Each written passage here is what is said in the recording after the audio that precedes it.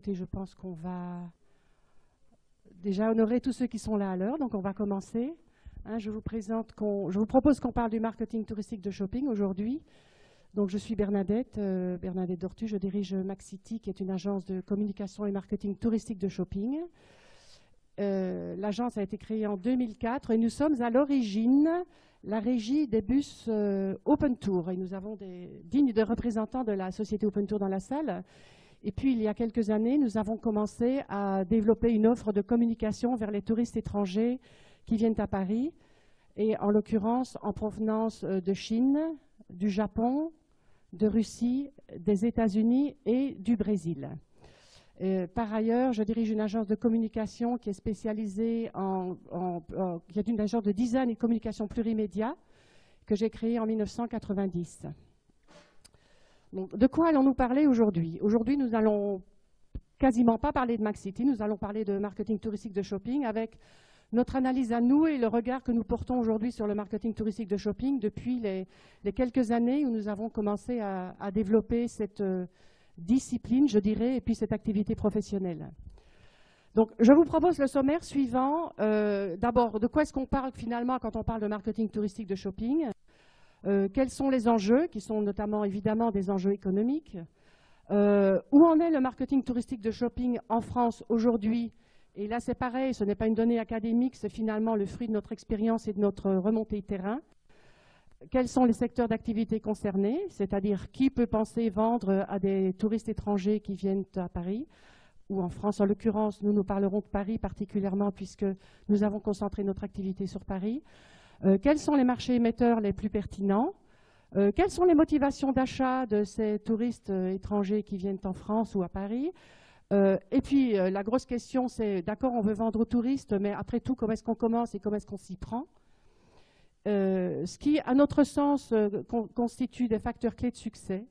Et puis, une conclusion. Monsieur, je vous en prie, venez. Venez. Donc Maxity est clairement une agence conseil en communication et marketing touristique de shopping, comme je vous l'ai dit.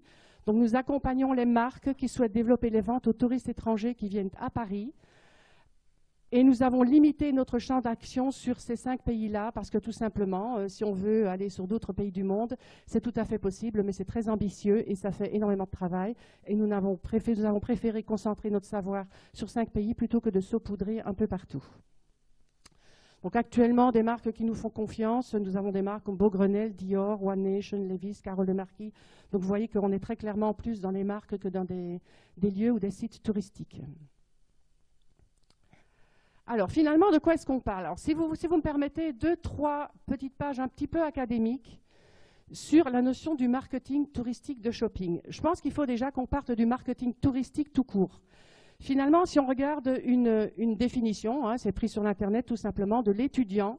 L'étudiant nous dit que c'est un marketing visant à mettre en valeur l'attrait touristique d'une région. Donc là, on est très typiquement dans du marketing touristique territorial. Alors on se dit quand même, qu'est-ce qu'on fait? Des hôtels, des restaurants, des lieux de loisirs. Donc on a continué à élargir un peu nos recherches. Une recherche toute récente, puisqu'elle date de mars, qui est sur définitionmarketing.com. Et là, on nous dit le marketing touristique peut être défini comme l'ensemble des techniques marketing consacrées à la conception, promotion et commercialisation des produits, services et destinations touristiques. Là, on voit que déjà le spectre s'élargit puisqu'on est à des produits touristiques, typiquement un lieu de loisirs ou un service touristique ou évidemment toujours la destination touristique. Ce qui fait qu'un restaurant, un hôtel sont effectivement, à mon sens, maintenant inclus dans cette description du marketing touristique. On dit qu'il fait partie du marketing des services, ok. Et puis là, ça commence à devenir de plus en plus intéressant.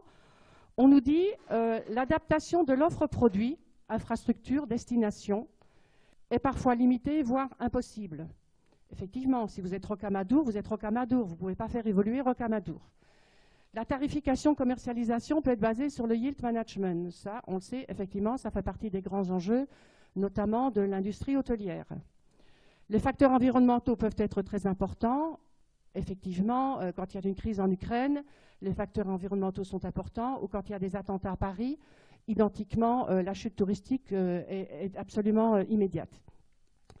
L'importance du marketing digital y est très forte. Ça, vous êtes tous dans le tourisme, évidemment, vous le savez. Et de nouveaux acteurs arrivés avec Internet qui ont une influence très forte. Là, il cite dans la définition TripAdvisor, on est sur tout ce qui est des intermédiations, Airbnb, Booking, etc., effectivement, qui prennent des rôles absolument prépondérants dans la chaîne économique entre le promoteur de l'offre et le client final. Maintenant, si on commence à glisser du marketing touristique vers le marketing de shopping, et qu'on reprend les quelques items qui ont été mentionnés, qui font partie des spécificités du marketing touristique pur. Quand on nous dit sur le marketing du tourisme que l'adaptation de l'offre produit est parfois limitée, voire impossible, ce n'est pas le cas pour le marketing de shopping. Typiquement, nous rencontrons une société qui fait des chaussures. Elle dit, moi, effectivement, si j'envisage vendre à des Chinois prochainement, je vais probablement devoir adapter mes pointures. Donc là, on voit que l'adaptation de l'offre produit est tout à fait possible. La tarification, elle n'est pas faite sur le yield management. Il n'est pas question d'aller dans les rayons, commencer à changer les prix en fonction de vous voulez vendre aux Chinois ou aux Russes, et au fur et à mesure de vos ventes, vous n'adaptez pas vos prix. Vous pouvez leur proposer des offres privilèges, vous pouvez leur proposer des remises, toutes sortes de choses, mais ce n'est pas du yield management. Après, ceci dit, si vous avez des interactions, je ne suis pas là en tant qu'académicienne, vous pouvez parfaitement intervenir si vous avez des remarques ou des points de vue différents sur la question. Les facteurs environnementaux importants, effectivement, ils sont importants. Qu'on vende dans les rues à Paris ou qu'on fasse la promotion d'un lieu touristique, oui, les facteurs environnementaux sont absolument essentiels. D'ailleurs, on voit très bien que la crise russe et la crise en Ukraine ont une incidence considérable à la fois sur les ventes des produits à Paris et à la fois sur l'industrie touristique pure à Paris. L'importance du marketing digital y est très forte, évidemment pareillement. Une marque qui a une activité digitale extrêmement forte, évidemment, travaille tout à fait la promotion de son offre au même titre qu'un territoire ou qu'un hôtel ou qu'un restaurant. Et puis les nouveaux acteurs arrivés à Internet, ils ont également une influence, mais ce ne sont pas le même type d'acteurs. Il nous semble à nous que les acteurs qui ont plus d'influence sont effectivement tout ce qui est le réseau social, le bouche à oreille, le word of mouth. On n'est pas dans la désintermédiation, on est sur des acteurs différents, mais qui ont néanmoins un poids absolument considérable sur l'activité et sur la notoriété de la marque. Donc, si on regarde finalement les lieux communs qu'il y a entre les deux univers, définition des objectifs, implantation géographique, effectivement, si vous êtes un petit village perdu quelque part en France, ou que vous êtes une petite boutique perdue au fin fond du 19e arrondissement, on a la même problématique de visibilité et d'accessibilité.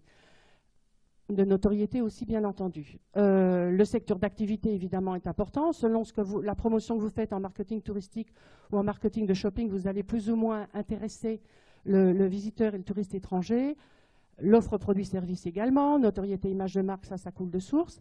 L'organisation, un territoire qui veut accueillir des touristes d'un pays X, on a une personne d'Atout France ici, va effectivement organiser les ressources, va faire de la formation, va aller à l'international faire connaître son offre. De la même manière qu'en marketing de shopping, quand une entreprise dit « je veux développer mes ventes à des touristes, imaginons chinois », qu'est-ce qu'elle va mettre en place au niveau de son organisation pour séduire ces touristes chinois?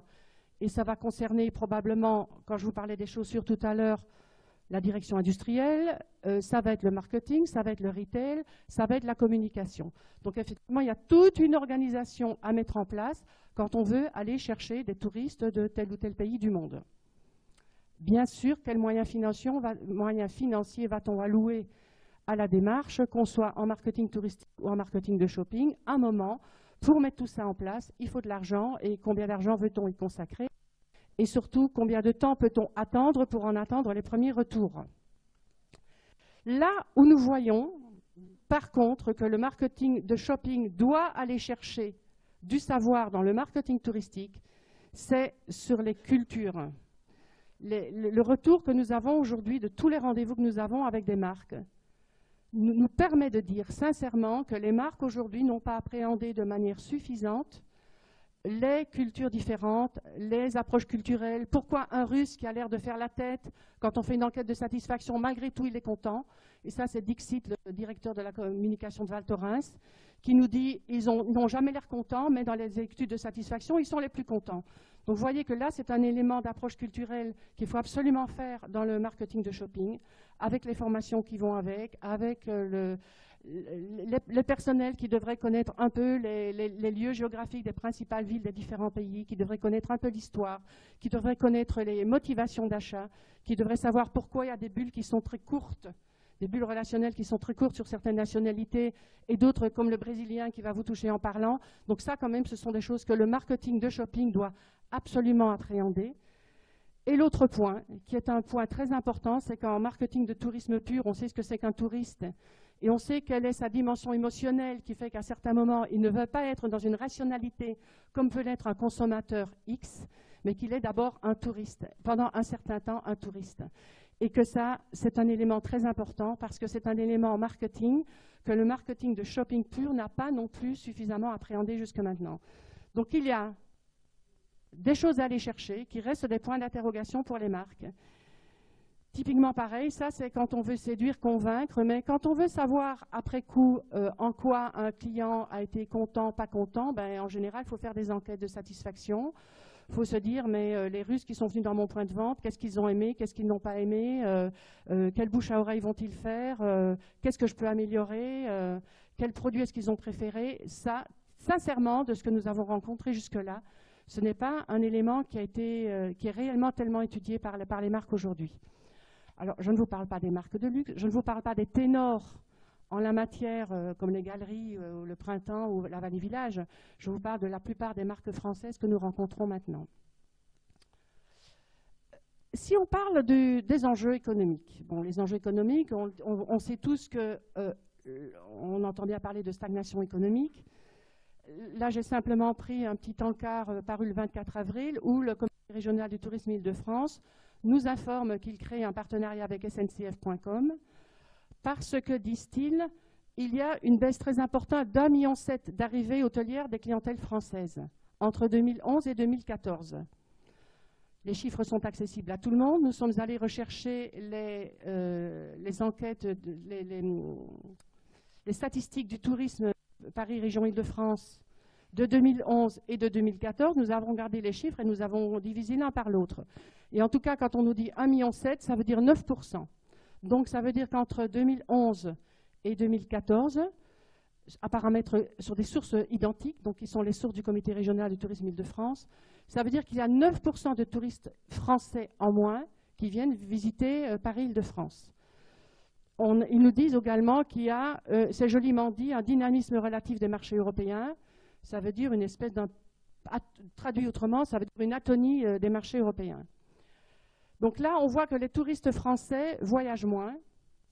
Non seulement les touristes français, les Français voyagent moins, même au sein de leur propre pays, mais on voit également qu'ils achètent moins.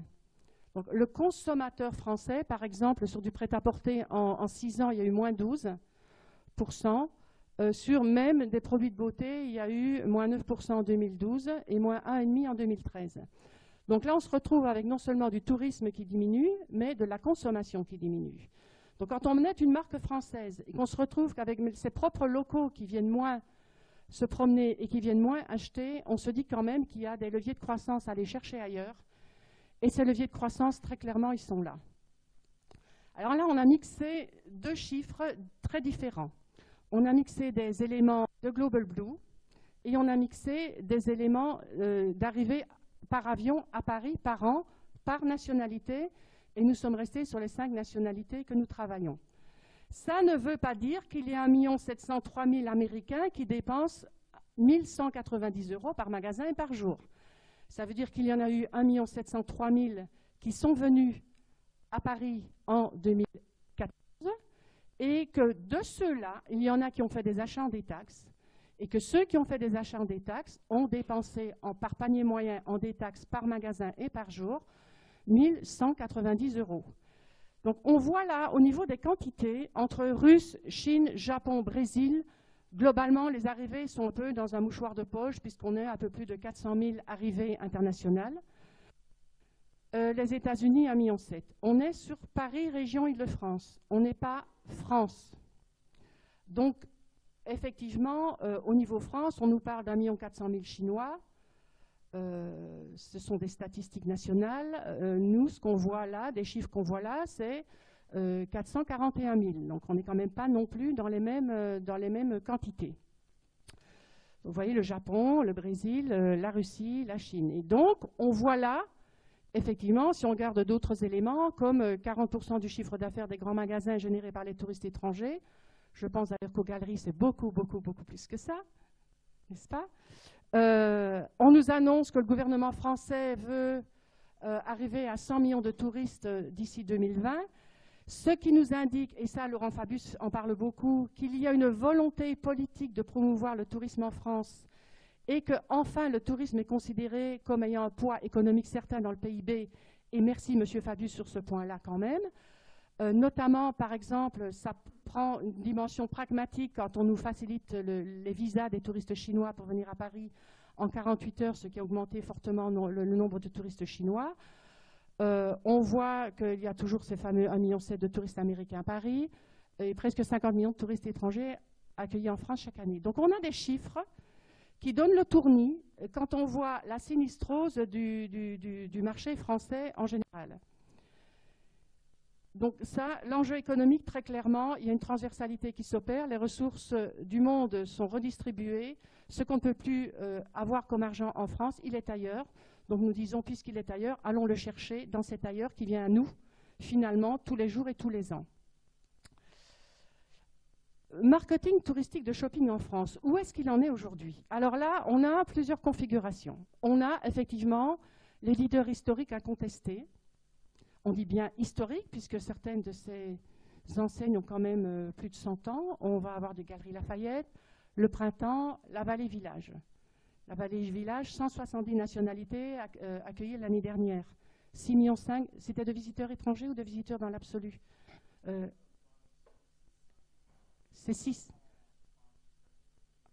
Oui, c'était 6,5 de visiteurs étrangers ou de visiteurs étrangers, me semble-t-il, hein, d'après ce que j'ai vu. Hein. Donc le Printemps, les Galeries Lafayette, qui ont effectivement des positionnements un peu différents sur la manière d'accueillir les touristes, mais qui effectivement sont des... Sincèrement, quand je parle des Galeries Lafayette, parce que tout le monde dit les Galeries Lafayette, oui, mais c'est une machine de guerre. Ils ont tout mis en place, ils sont dans la recherche d'amélioration du service en permanence. Ils ont des services de détaxe, Global Blue le montre aussi, qui s'améliorent en permanence. Donc effectivement, ils sont partout. Vous allez au fin fond d'une agence de voyage à Saint-Pétersbourg, vous tombez sur quoi? Le seul document de France qu'on y trouve, c'est un dépliant des Galeries Lafayette. Donc effectivement, ils ont une activité extrêmement importante, donc c'est juste normal qu'ils en recueillent les fruits. Le Printemps, pareil, ils font énormément de travail, notamment sur le digital à l'international, où on voit par exemple, quand on fait des Google Trends ou Yandex, des Google Yandex ou Baidu, sur la notoriété spontanée du Printemps à l'international, on voit très clairement une très forte augmentation des requêtes spontanées sur le mot Printemps Paris sur les moteurs de recherche dans différents pays du monde.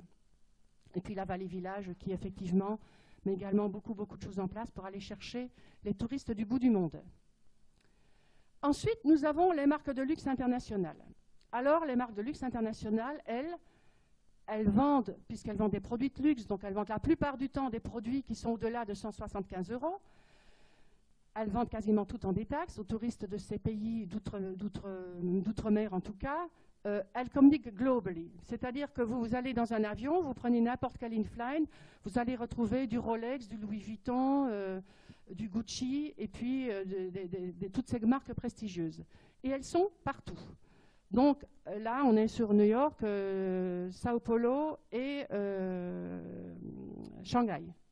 Donc effectivement, il y a une visibilité des marques de luxe qui est absolument phénoménale, ce qui fait qu'elles sont toujours dans le top of mind, qu'elles bénéficient d'une notoriété spontanée qui draine évidemment un flux naturel, la désirabilité étant établie depuis très longtemps. Donc, marques de luxe internationales, en général, le marketing de shopping touristique, elles connaissent très bien. Alors après, on va avoir des marques premium internationales. Là, vous voyez, ce sont des photos que nous avons prises, pareil, dans différents pays, au Brésil et en Chine. Vous voyez très clairement un travail d'image de marque fabuleux, une reconnaissance instantanée, un vrai branding, un bel univers de marque qui est travaillé. Donc, elle communique aussi de manière internationale. Donc, effectivement, il y a une désirabilité qui est pareillement très travaillée, ce qui fait que finalement, quand le touriste vient à Paris, il va aller chez Repetto, rue de la Paix, et il va aller acheter des produits chez Repetto. Pour des motivations d'achat que nous verrons après. Ensuite, on a des marques de luxe confidentielles. Là, ça devient déjà plus compliqué, parce que la marque de luxe confidentielle, de fait, a moins de moyens. Certaines marques de luxe ne sont pas forcément très, très historiques. Certaines sont historiques, mais ont travaillé de façon très, je dirais, artisanale et ne se sont pas fait énormément connaître. Là, par exemple, l'exemple que nous avons pris là à gauche, c'est un de nos clients, c'est Caroline de Marquis. C'est un créateur de sacs à main de luxe. Mais pour trouver Caroline de Marquis, il faut aller rue Saint-Honoré. Et rue Saint-Honoré, il faut passer sous un porche. Et on y trouve une magnifique petite boutique qui est comme un boudoir où le touriste ou le visiteur va être reçu comme un roi. Il va pouvoir s'asseoir, il va pouvoir échanger tranquillement. Mais néanmoins, Caroline de Marquis, à l'international, ne connaît pas. Ce qui veut dire qu'un touriste d'un pays étranger n'a pas du tout un univers de marque qui est venu dans son esprit sur Caroline de Marquis. C'est une marque qu'il ne connaît pas.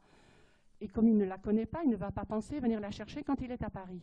Donc effectivement, elles ont un intérêt croissant, ces marques, pour le marketing touristique de shopping, mais effectivement, il n'y a pas de flux naturel puisqu'elles manquent évidemment de notoriété.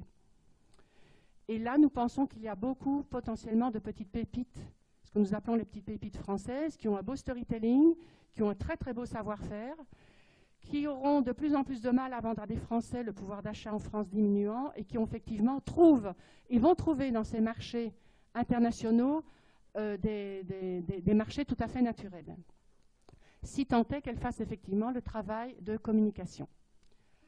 Ensuite, alors là, le gros du panier, ce sont des marques nationales, et nous en rencontrons beaucoup, qui vendent partiellement des taxes, donc elles vont vendre des produits à 15, 20, 30, 40, 100 euros, donc elles n'entrent pas dans une logique de détaxe.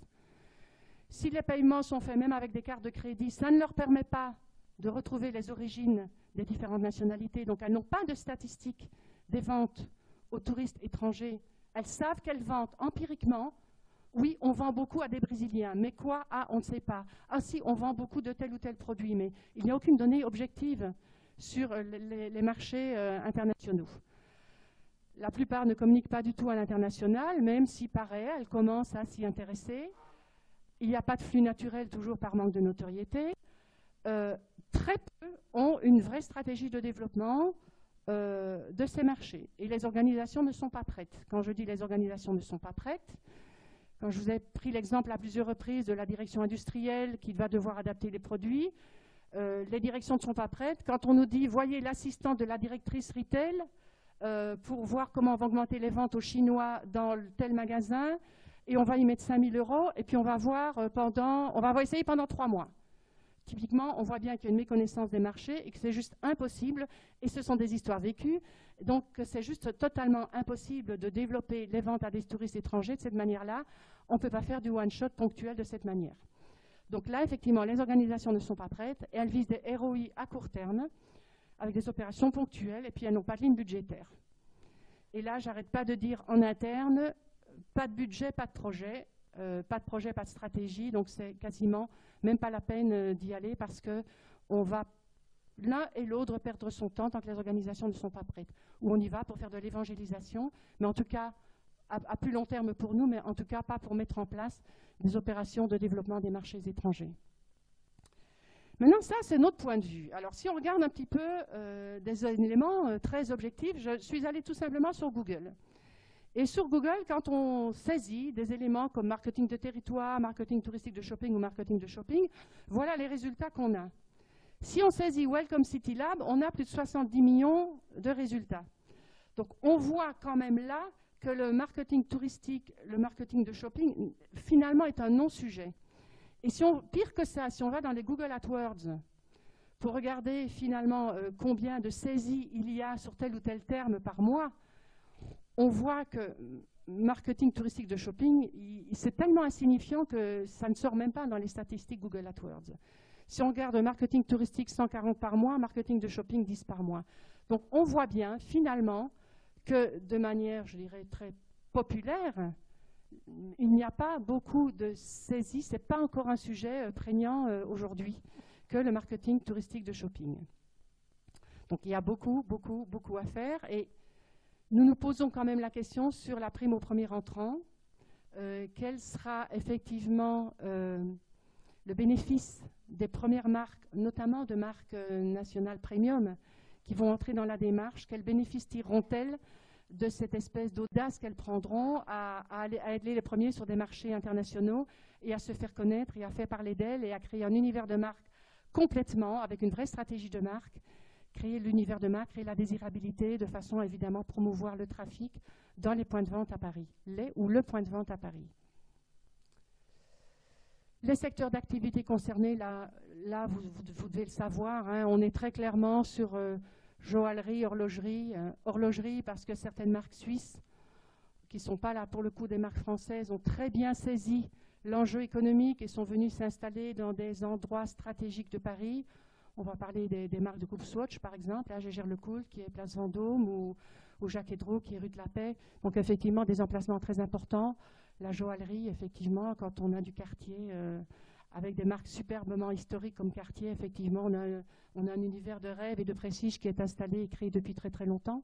On a tout l'univers de la beauté, avec les produits cosmétiques, les produits de soins et tout ce qui est parfumerie. Le prêt-à-porter, évidemment, toutes les marques de luxe, mais également les marques premium sont concernées dans ces secteurs-là. La maroquinerie, chaussures, l'épicerie fine, avec tout ce qui est vin spiritueux, mais également d'autres produits d'épicerie fine. J'ai rencontré l'autre jour, Juliana, des gens qui font des confitures, et puis finalement qui vendent beaucoup à des touristes, qui penseraient qu'on puisse vendre des confitures à des touristes. Ben si, à partir du moment où il y a un produit qui est bien positionné, une boutique qui est bien positionnée également, effectivement, on peut vendre des confitures à des touristes du bout du monde. Et tout le secteur de la pharmacie, parapharmacie. Pour plein de raisons, il y a plein de touristes qui achètent des produits de pharmacie, parapharmacie. Les marchés émetteurs, on a vu tout à l'heure, hein, nous nous sommes concentrés donc, sur ces 5 pays, nous qui représentent 3 500 000 touristes à Paris par an. Et point extrêmement important, en moyenne, 40% de ces touristes reviennent à Paris dans les 5 ans. Et là, c'est pareil, c'est un élément marketing essentiel qui n'est... Nous n'avons pas rencontré de marques qui travaillent ces repeaters. Donc, nous n'avons pas rencontré de marques qui se disent « mais finalement, j'ai dans mon magasin aujourd'hui un Chinois, un Brésilien, un Américain qui est venu chercher mon produit parce que mon produit lui plaît, il m'a connu déjà, il pourrait parler de moi, il va revenir probablement. S'il est revenu, il va probablement, s'il revient à Paris, s'il a été satisfait du service et du produit, il va probablement revenir dans mon point de vente. Comment est-ce que je peux faire pour rester en contact avec lui? Est-ce que je peux faire du marketing direct? Est-ce qu'il peut faire du parrainage?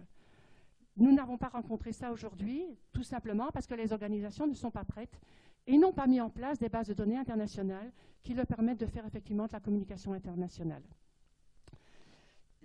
Et là, sous la garantie d'effectivement, Lucie, on merci Global Blue, on a effectivement des chiffres en détaxe qui nous donnent la croissance que nous appelons très clairement providentielle, puisque là, il y a discussion sur beaucoup de chiffres sur les touristes à Paris.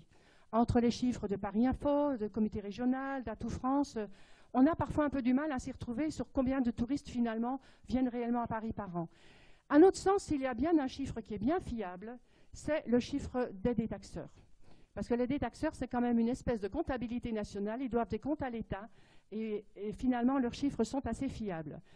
Donc, si on voit quand même que le panier moyen d'un touriste chinois par magasin par jour est de 1 857 € et que c'est une croissance de 8% par rapport à l'année dernière, ou que le russe est à 1 240 €, est en croissance de 13%, les Américains en croissance de 22% par rapport à l'année précédente, on voit quand même bien où sont typiquement les marchés émetteurs. Alors là, on a Liban, Singapour, Arabie Saoudite, on pourra avoir Malaisie, on pourra avoir Indonésie, qui sont également des pays qui ont des croissances très très importantes. l'Australie. On a un paquet quand même de marchés émetteurs qui sont plus ou moins complexes pour nous en fonction des langues et des cultures, mais qui néanmoins pour certains sont tout à fait accessibles. Les motivations d'achat, effectivement. Oui, Cédric. Absolument, c'est par jour. C'est par jour et par... C'est absolument gigantesque, oui.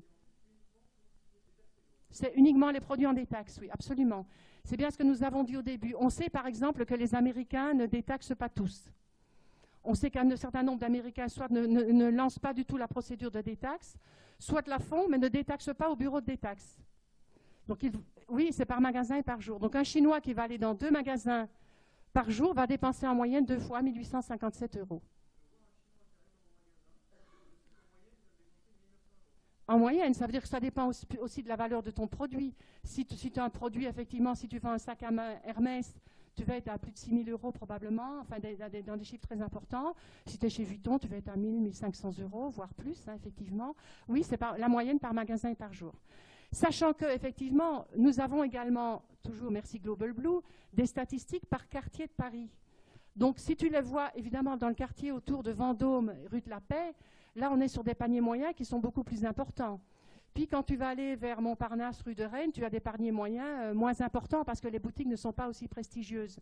Mais tout ça fait une moyenne sur Paris uniquement.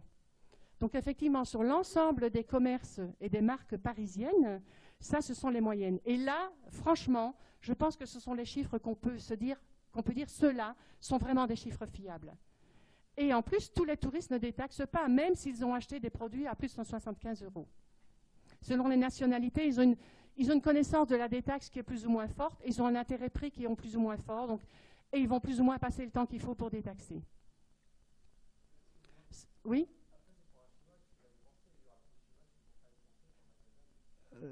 Oui, donc monsieur pose la question, dit après, ça va être pour un Chinois qui va dépenser, tous les Chinois ne vont pas dépenser, effectivement. Mais on est toujours sur des moyennes, donc vous avez peut-être un Chinois qui va dépenser 400 €, puis un autre qui va en dépenser 3 000. Donc en fait, que font les détaxeurs? Ils prennent l'ensemble du chiffre d'affaires Chine, tel quartier, enfin, ils l'ont par magasin d'ailleurs, ils fournissent les statistiques à chacun de leurs clients. L'ensemble des Chinois qui est venu ce mois-ci dans votre magasin a dépensé autant, nous avons eu autant de transactions, on divise l'un par l'autre et on se retrouve avec une moyenne du coup pour tel magasin par jour. Alors évidemment, Global Blue ne va pas fournir à des gens comme nous les statistiques par magasin parce que d'abord c'est confidentiel, évidemment. Nous fournissent néanmoins effectivement des chiffres par arrondissement, nous fournissent des chiffres par mois, donc on dispose de beaucoup d'éléments. On dispose notamment d'éléments où on voit des chutes de quartiers. Si j'étais le maire d'un arrondissement de tel ou tel quartier, je m'inquiéterais de voir des quartiers où les ventes en détaxe diminuent considérablement. Mais néanmoins, effectivement, c'est par magasin et par jour. Donc si le Chinois fait 3 magasins dans telle rue aujourd'hui, il va dépenser en moyenne 3 fois 1 857 €. Sachant qu'il y a effectivement un paquet de touristes qui ne détaxent pas. Donc ça ne veut pas dire qu'on va multiplier le chiffre qu'on a vu là par le nombre de Chinois. Ça c'est faux puisque tout le monde n'achète pas en détaxe. Tous ceux qui payent en cash, en liquide, ne vont pas détaxer. Quand vous avez le Russe, histoire racontée, qui va dans ses bottes chercher de l'argent, effectivement ça n'entre pas dans la statistique de la détaxe. Mais ce sont quand même, ça fait partie par contre du panier économique. Mais ça n'entre pas dans les enregistrements statistiques. Cédric, tu voulais demander quelque chose? Non? Monsieur, vous vouliez demander quelque chose?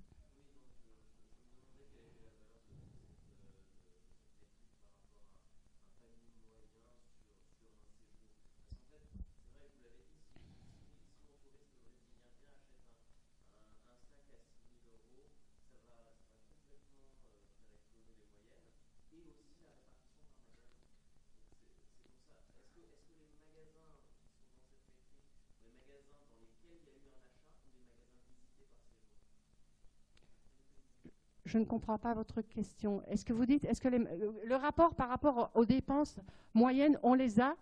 On a les dépenses moyennes par touriste, par exemple, dans tous les résultats du comité régional d'Île-de-France ou d'Atout France. Là, on trouve les statistiques et on trouve effectivement moyenne dépensée pendant le séjour 193 € sur tel ou tel type d'achat, sur la restauration, sur les achats shopping. Ceci dit, ça c'est sur base d'enquêtes qui sont faites dans les aéroports, les gares, etc. Ceci dit, je ne sais pas, vous voyagez, enfin, moi personnellement, je suis allée à Amsterdam il y a quelques jours. Si on m'avait demandé, quand je suis revenue d'Amsterdam, combien avez-vous dépensé en shopping, en restauration, pour votre hôtel, l'hôtel, je m'en souviendrai peut-être, mais sincèrement, le détail de la restauration, le détail de mes achats, je n'aurais franchement pas le chiffre en tête. Donc, ils interrogent un grand nombre de personnes. Basons-nous sur leurs chiffres qui n'ont effectivement rien à voir avec ces chiffres de vente en détaxe. Là, on est sur du shopping pur. Si on est sur le montant dépensé sur un séjour par un touriste brésilien ou un touriste russe ou américain, on est sur 150, 200, 300 euros sur un séjour de quelques jours. Ça n'a rien à voir. Des détaxeurs, oui. Oui. Il s'agit de tous les magasins qui font de la détaxe, qui vont vendre en détaxe. Donc moi, je suis un parfumeur grand ou petit parfumeur. Finalement, la chose n'a rien à voir. Je suis un parfumeur, il y en a à la place Saint-Sulpice, il y a Annick Gouta, la place Saint-Sulpice, qui vend en détaxe. À partir du moment où le touriste a acheté, a fait les formalités de détaxe et où le magasin a remonté tous les éléments de détaxe a remonté les éléments au détaxeur, effectivement, le touriste a récupéré de l'argent. Donc Global Blue, ou tax-free, ou premier tax-free, a reversé à ce touriste de l'argent qui est une partie de la TVA finalement. Donc effectivement, il y a des statistiques. Donc le magasin, lui, effectivement, mois par mois, a tout le temps, je pense qu'ils accèdent d'ailleurs à des données en ligne, je suppose, accèdent tout le temps aux informations, ils voient l'évolution par nationalité et ils voient l'évolution mois par mois. Oui. Est-ce que j'ai répondu à votre question? Merci. Donc, les motivations d'achat. Donc, les motivations d'achat, si je vous montre ça, on vous dit des touristes viennent acheter du lait pour bébé ou viennent acheter des produits cosmétiques. Quelle va être la motivation d'achat? La sécurité, effectivement. Parce que, effectivement, selon les pays, la motivation d'achat ne va pas être identique. Tous les pays, tous les touristes ne sont pas absolument obnubilés par la sécurité alimentaire. Évidemment, quand il y a eu un scandale, la poudre de lait pour les bébés en Chine, effectivement, vous avez des touristes chinois qui achètent des quantités phénoménales de poudre de lait pour bébés ou qui vont acheter des produits cosmétiques parce qu'ils ont la certitude que ces produits ne sont pas frelatés. Si on vient là, alors là, je vous décris ce que c'est un ordinateur Cotin. Si vous connaissez Cotin, Cotin c'est un fabricant d'ordinateurs. L'entrée de gamme c'est 10 000 €, île de la Cité. Alors là, vous allez pouvoir avoir un ordinateur avec des incrustations de diamants, de galuchas, de gravures en or et d'adaptation de votre ordinateur à votre intérieur parce que vous ne voulez juste pas avoir dans votre magnifique intérieur à Moscou, dans votre datcha, vous ne voulez pas avoir un ordinateur qui ressemble à l'ordinateur de monsieur, madame, tout le monde, et vous voulez avoir un ordinateur qui est totalement customisé et qui s'intègre parfaitement dans votre intérieur. Donc là, je vous dis, entrée de gamme 10 000 €. Donc vous êtes ce russe, vous rentrez chez vous, vous dites, j'ai acheté un ordinateur Cotin. Oui, bien sûr, c'est normal, tu ne connais pas. C'est sur l'île de la Cité, c'est une toute petite boutique. C'est vrai que pas grand monde la connaît. Et puis, je l'ai acheté à Paris. Donc là, on est sur quelle motivation d'achat? Comment? L'exclusivité, effectivement, l'orgueil. Oui. Là, c'est une photo de la boutique Guerlain aux Champs-Élysées, la nouvelle boutique Guerlain aux Champs-Élysées, enfin maintenant elle a 1 an ou 3 ans à peu près. Et puis on a le dernier sac Vuitton de la collection 2015. Donc là, on va se dire, le touriste qui vient à Paris, du Vuitton, la plupart du temps, il en a chez lui, évidemment, on l'a vu, hein, ils sont partout. Donc pour quelle raison est-ce qu'il achèterait à Paris ce sac Vuitton 2015 ? C'est qu'il va pouvoir miser sur la nouveauté, il va pouvoir dire j'ai acheté le dernier produit de la gamme Vuitton qui n'est peut-être pas encore tout à fait chez lui ou qui n'est pas encore dans la ville de Chine, là où il est, mais en tout cas ça va être l'aspect nouveauté, effectivement. Un des éléments essentiels de l'achat à Paris, c'est l'économie. Ça ne va pas être l'exclusivité du produit, ça ne va pas être la nouveauté, c'est simplement que, pareil, histoire vécue, en Chine, nous avons rencontré une Chinoise qui nous dit « Voilà, j'ai acheté la montre Cartier quand j'étais à Cannes. Mon mari m'en achète une tous les ans. Et puis, j'ai fait une grosse économie. » Alors, on était avec elle, on se promenait, on est entré dans une boutique Cartier à Shanghai et on a regardé le prix de la même montre à Shanghai. Ben, elle faisait 40% d'économie en achetant sa montre à Cannes. Donc effectivement, la notion de l'économie est une notion très très importante dans la motivation d'achat. Et puis là, on a le sac Vuitton habituel. Pour quelle raison est-ce qu'une touriste, surtout une touriste, va chercher à acheter 2, 3, 4 sacs Vuitton pour effectivement développer son capital sympathie? Elle va les ramener à ses copines, elle va les ramener à sa famille, elle va les ramener en cadeau. Donc la motivation d'achat est la motivation, effectivement, tout simplement des motivations habituelles marketing qui sont le son de casse. Sécurité, orgueil, nouveauté. Alors, on a passé confort, parce que très sincèrement, de notre expérience jusqu'à ce jour, on n'a pas trouvé une marque qui nous dise les clients viennent chez nous parce que ça leur amène telle offre ou tel produit leur amène du confort.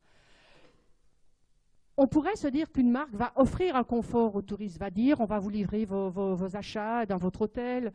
Est-ce que ce serait l'élément de motivation d'achat? Ce serait probablement un élément de fidélisation à la marque, des services de confort. Mais le confort en tant que tel, on n'a pas rencontré un touriste ou une marque qui disent qu'ils sont venus acheter ces chaussures parce qu'elles sont confortables, ou le confort, ça pourrait être la vitesse d'une offre, ça pourrait être la vitesse dans l'exécution de quelque chose. On n'a pas trouvé, nous, dans les motivations d'achat de la clientèle internationale. Je ne sais pas si vous y voyez un... Bon, en tout cas, il y a tous ces éléments très clairement qui entrent dans les motivations d'achat, à géométrie variable selon les nationalités, et pas exclusivement, c'est-à-dire qu'on ne va pas en avoir un qui ne vient que pour l'économie. Selon des typologies, vous allez avoir le Chinois qui voyage que de temps en temps, qui va pouvoir, ou qui vient à Paris pour la seule et unique fois de sa vie, et qui va pouvoir aller raconter à tout le monde quand il rentre, j'ai acheté ce produit qui est très très cher, qui est de la dernière collection, et je l'ai acheté à Paris.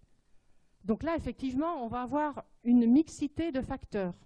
Et puis pour celui qui vient à Paris parce que c'est un homme d'affaires, et puis qui voyage dans 40 pays par an, et puis que c'est même pas intéressant pour lui de raconter qu'il est allé à Paris parce que c'est juste commun, le fait par contre qu'il ait fait une très, très belle économie sur un produit X va effectivement être une motivation d'achat très importante. Alors après, c'est quand même la grosse question. Comment est-ce qu'on s'y prend tant qu'on veut vendre aux touristes étrangers? Alors là, on va mettre un peu de méthodologie en place. Parce que finalement, au départ, on s'est dit on va mettre en perspective les cycles d'achat et les cycles de voyage. Donc finalement, selon les nationalités, comment est-ce que la personne voyage et comment est-ce qu'elle achète? Comment est-ce qu'elle prévoit ses achats? Selon les nationalités, on sait qu'il y a la shopping list ou la wish list qui est établie très en amont, et puis d'autres qui sont beaucoup plus dans la spontanéité, qui sont beaucoup plus dans l'instant, qui vont avoir le coup de cœur. On va parler, je regarde Juliana, typiquement, on va parler des Brésiliens. Le Brésilien passe dans une rue, ça lui plaît, il entre. Si ça se met, et pareil, histoire vécue, il a prévu son voyage, il a décidé de voyager à Paris 2-3 jours avant la date où il a pris l'avion. Donc il est dans un espace-temps qui n'a rien à voir avec l'espace-temps d'un Japonais ou d'un Chinois, qui va préparer son voyage très très longtemps à l'avance, qui va absolument tout planifier, notamment au niveau de sa liste d'achat. Donc le Chinois va, par exemple, se décider de dire « je veux acheter ça ». Il va commencer à chercher où il va l'acheter, il va commencer à comparer les prix, il va regarder les modèles, il va arriver dans le point de vente avec la photo sur son téléphone de l'article qu'il veut acheter parce qu'il l'a saisi sur Internet, et puis il va dire « je veux exactement ça ».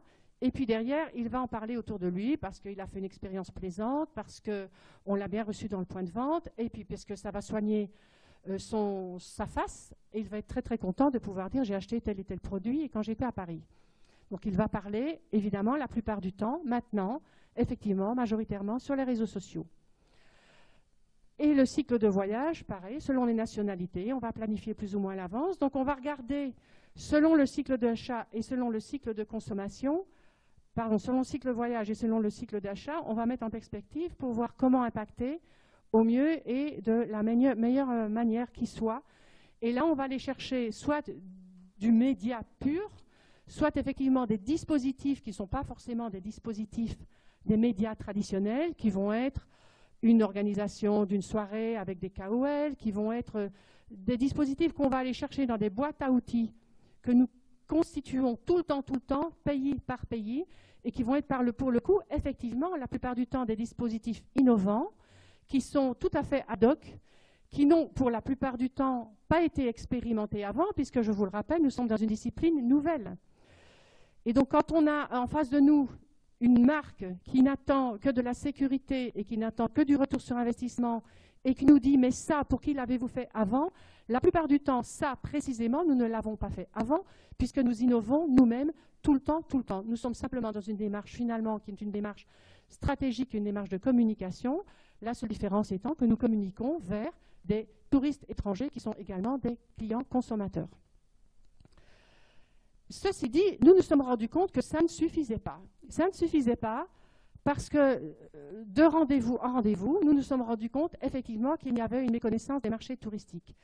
À partir de là, quand vous dites à un directeur d'entreprise, quand vous dites à une directrice marketing, un directeur marketing, une directrice retail, ok, vous voulez vendre aux touristes, mais de quel touriste parlons-nous? Quel pays émetteur? On ne sait pas. Donc à partir du moment où on nous dit on ne sait pas, il n'est juste pas envisageable de se dire on va communiquer vers les pays des touristes du monde dans son entièreté. C'est juste mission impossible. Donc à partir de là, nous nous sommes dit deux choses. Il est absolument indispensable de prioriser le pays émetteur, le marché émetteur en amont, de se dire ok, on veut vendre aux touristes, mais les touristes de quel pays? Et de tout aussi important de dire il faut absolument que toutes les directions de l'entreprise soient impliquées. Il n'est juste pas logique qu'une assistante d'un point de vente ou qu'une directrice retail se retrouve confrontée à devoir gérer du développement de vente à des touristes étrangers quand elle n'a pas l'autorité et la main sur la direction industrielle, sur la direction de la communication, sur la direction marketing. On est juste dans une logique ROI. Et puis finalement, on n'est pas sur les mêmes enjeux. Un directeur, directrice retail, quel est son objectif en fin d'exercice? Quel est son champ de responsabilité? Son champ de responsabilité, c'est d'avoir un résultat X de vente en fin d'exercice. Elle n'est pas sur la stratégie à 3 ans, elle n'est pas sur la stratégie à 5 ans. Elle ne peut pas avoir d'autorité immédiate sur la direction industrielle et lui dire « Vous voulez que je vende des chaussures à des Chinois, mais vous, direction industrielle, allez-y, faites-moi d'autres pointures. » Ce n'est pas de sa responsabilité. Ça peut être certes un travail d'équipe, mais elle n'a pas le pouvoir sur la direction industrielle, n'a pas le pouvoir sur la direction marketing, ni sur la communication. La seule personne qui a le pouvoir et qui a la vision panoramique et qui peut prendre la décision, c'est la direction générale. Donc effectivement, nous avons vu qu'il fallait remonter aux directions générales, qu'il fallait travailler avec elles en stratégie. Et après seulement, on peut commencer à réfléchir à un plan d'action et après mettre en place la communication plurimédia internationale. Donc finalement, dans cette stratégie, qu'est-ce qu'on y met? On y met l'analyse du potentiel et des objectifs, parce qu'on le redit, il faut prioriser les marchés les plus pertinents. Si vous avez déjà dans votre point de vente 2 vendeuses qui parlent l'anglais, si vous avez déjà un point de vente qui est bien situé géographiquement, et que finalement cette clientèle anglophone, qu'elle soit américaine, mais qu'elle soit canadienne, qu'elle soit australienne, cette clientèle anglophone, vous vous rendez compte que ce potentiel n'est pas suffisamment travaillé? Est-ce qu'il faut aller chercher midi à 14 h? Est-ce qu'on se dit, je vais aller commencer à chercher les Chinois? Peut-être, si vous avez une volonté stratégique à long terme. Mais vous avez déjà des potentiels sous la main. Vous avez déjà ces vendeuses qui connaissent bien votre produit, qui connaissent bien votre marque. Et il suffirait de peu de choses pour augmenter les ventes à ces touristes de ce pays-là. Donc quand on est dans un ratio investissement-rentabilisation, effectivement, pourquoi aller se compliquer la vie? Donc là, on va prioriser les marchés les plus pertinents, prendre connaissance des objectifs stratégiques. Est-ce que l'objectif stratégique, c'est d'augmenter les ventes dans ce point de vente-là? Est-ce que c'est de créer un nouveau point de vente, donc de se dire où vais-je créer mon nouveau point de vente? Est-ce que c'est effectivement de promouvoir une gamme de produits particulière? Est-ce que c'est de préparer une implantation internationale? Et là, la logique de la base de données des touristes étrangers, la logique de faire du marketing terrain, tout en étant ici, finalement, de faire une étude terrain, tout en étant à Paris, a un sens absolument royal. Je peux augmenter les ventes à des touristes chinois dans tel point de vente. Ça me permettra de mieux les connaître, de connaître leur goût. Je peux leur poser des questions, je peux faire des enquêtes sur les formats, les couleurs, les produits. Je peux poser les mêmes questions à des touristes brésiliens. Je vois que quand je leur pose des questions, parce qu'on a les moyens, on a mis en place des moyens de faire par exemple des enquêtes de goût ou des enquêtes de satisfaction. On sait qu'ils apprécient plus ou moins tel type de produit, tel type de couleur, tel type de packaging. Si mon objectif c'est de préparer une implantation internationale, Mon design packaging, je sais déjà vers quel type de couleur je vais aller. Si tous les Brésiliens détestent ce jaune, mais que tous ces Brésiliens adorent ce mauve, quand je vais développer mes design packaging, je sais déjà vers quel type de couleur je vais aller. Donc on voit bien qu'on est dans une dimension stratégique globale. Évidemment, derrière, quel est le potentiel de l'entreprise? Où sont implantées les boutiques? Sont-elles implantées dans des quartiers touristiques ou non? On va parler de taux d'effort. Si la boutique n'est pas implantée dans un quartier touristique, il faudra d'autant plus d'efforts à faire en communication pour y faire venir un touriste. Vous avez beaucoup de boutiques qui vendent déjà à des touristes tout simplement parce qu'elles sont bien implantées. Même si elles ne connaissent pas, elles les connaissent de façon empirique, elles savent qu'elles vendent aux touristes, elles ne les connaissent pas très bien de façon objective et scientifique. Quel est le secteur d'activité? Évidemment, l'offre produit-service. Faut-il adapter l'offre produit-service?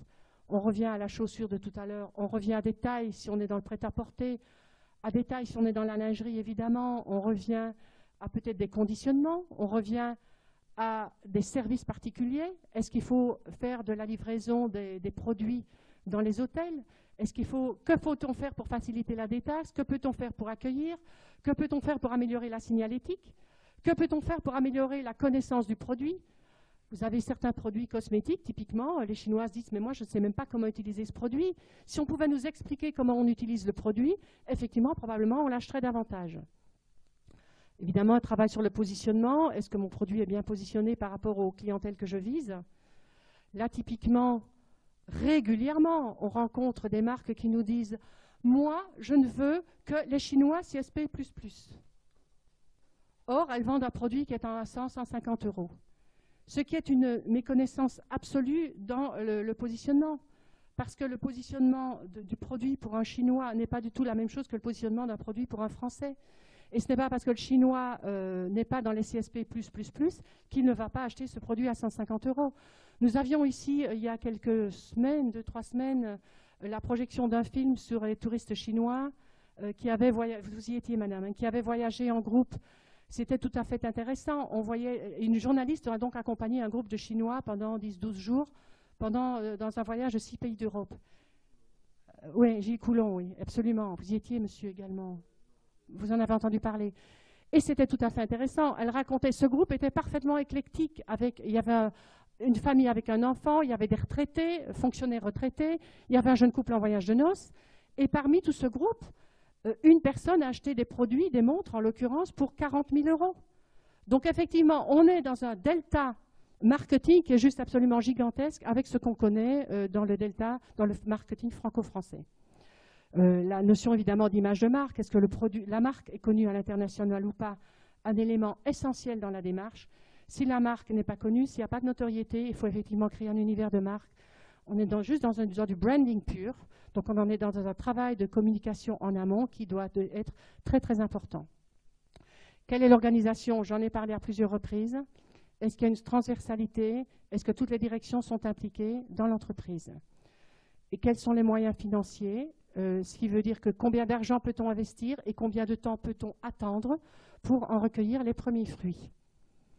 À partir de là, nous faisons également la priorisation des marchés émetteurs via la grille d'analyse pays, c'est-à-dire que nationalité par nationalité, selon les motivations d'achat, l'implantation géographique de la boutique, et on est sur plus de 100 items, on va justement voir finalement quels sont les pays naturellement les plus favorables pour la marque et quels sont les points d'effort à travailler si finalement le chef d'entreprise nous dit « Ok, d'accord, le second pays dans la priorité que vous établissez, c'est par exemple les États-Unis, mais je voudrais quand même travailler les États-Unis parce que dans ma stratégie, je vise à m'y implanter. » Là, nous verrons effectivement la note qu'il a sur tel et tel point dans toute la liste des items et nous verrons quels sont les points d'amélioration à apporter. On va faire un prévisionnel, profit and loss, pour essayer de voir à combien de temps on va rentabiliser l'opération, parce que malgré tout, c'est important. De là, on va faire une synthèse recommandation. Et à ce stade-là, nous pensons sincèrement que le chef d'entreprise a en main les éléments qui lui permettent de décider et de dire « Ok, je me lance » ou « Non, je ne me lance pas ».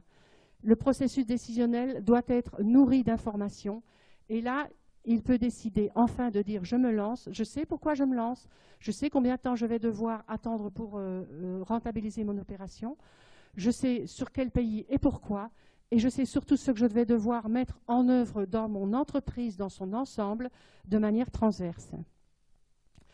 Oui, je vous en prie, Anne.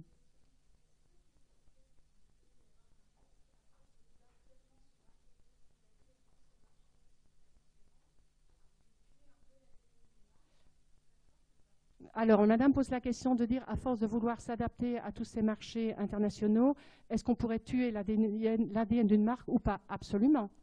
Absolument. Et là, effectivement, on intègre la phase 2. L'important, c'est effectivement l'identité et la notoriété. L'identité et la notoriété, elle doit rester absolument, ça doit être une ligne droite. Là où on va travailler, c'est sur des déclinaisons, notamment sur les motivations d'achat, sur des déclinaisons qui doivent être un peu mineures, mais qui doivent être suffisamment majeures que pour interpeller la personne selon ses motivations d'achat et selon sa culture d'origine. Si effectivement la marque perd complètement son ADN parce qu'elle n'est que dans une logique de plaire à l'autre, elle va se perdre complètement. Ça, c'est effectivement totalement vrai. Donc, on est sur un exercice qui est très touchy, absolument. On ne peut pas plaire, par définition, de fait, on ne peut pas plaire à tout le monde. Donc on est quand même, monsieur, je vous ai vu, on est de toute façon dans la logique, il vaut mieux plaire très très très fortement à très peu de monde que de plaire moyennement à tout le monde, parce que si on plaît moyennement à tout le monde, finalement on ne vend plus à personne. Donc effectivement, oui. Et là on est tout à fait dans la logique de branding. Qui suis-je? Quel est l'ADN de ma marque? Et comment est-ce que je peux décliner cet ADN de marque de façon à me rendre compréhensible, notamment dans le travail de storytelling. On a le storytelling, quand il est travaillé par une marque française pour un public français, on va parler par exemple d'une marque confidentielle de luxe qui n'a pas eu l'habitude d'aller communiquer à l'international et qui est sur un magnifique storytelling naturel, qu'elle n'a pas eu grand-chose à faire pour le travailler. Sauf qu'elle est peut-être sur des symboles et puis une marque de chaussures qui vous dit « moi j'ai toujours été un roman ». Nous, la plupart de nous, savons où est roman et ce que roman veut dire. Si vous dites à un Chinois, ils étaient à roman, ça ne veut juste rien dire. Donc effectivement, il faut quand même améliorer le discours, il faut y ajouter des choses un petit peu complémentaires qui vont donner du sens, ou partir sur effectivement des métaphores et des images pour faire des transpositions d'images qui vont permettre, selon les cultures d'origine, de mieux comprendre la perception culturelle de ce qu'on est en train d'expliquer. Absolument, oui. Monsieur, vous vouliez?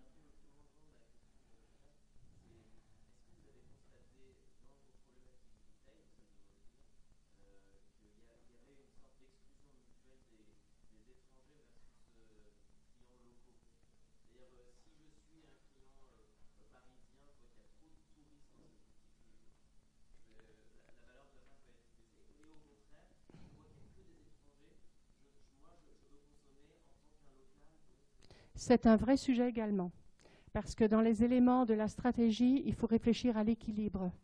Parmi les objectifs, il faut se dire, mais dans mes objectifs, je veux effectivement développer les ventes aux touristes, néanmoins, je ne peux pas effectivement faire fuir ma clientèle française.